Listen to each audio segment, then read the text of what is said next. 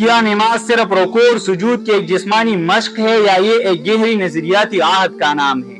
حال ہی میں جاوید احمد غامدی صاحب نے قادیانیوں کے پیچھے نماز جائز قرار دے کر ایک نئے بحث چھیڑ دی ہے۔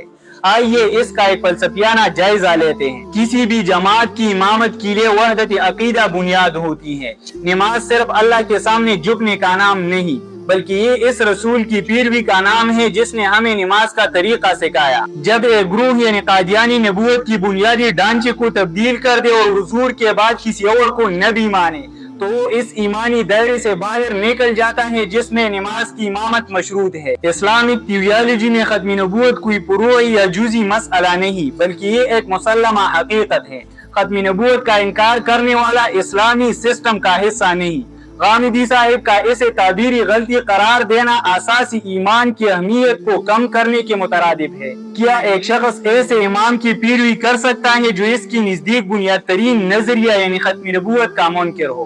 اگر امام اور مقتدی کے خدا اور رسول کے تصور میں تضاد ہو تو وہ اجتماعیت پیدا ہی نہیں کر سکتی جو نماز باجماعت کا اصل مقصد ہے۔ اسلامی فقہ کے مطابق امام کے لیے مسلم ہونا شرط ہے۔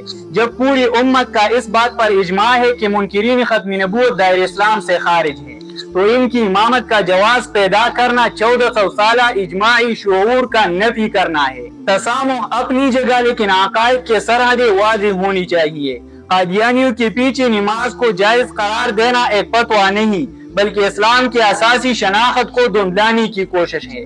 نماز اس وقت تک درست نہیں جب تک امام اور مقتدی کا مرکزی عقیدت ایک نہ ہو۔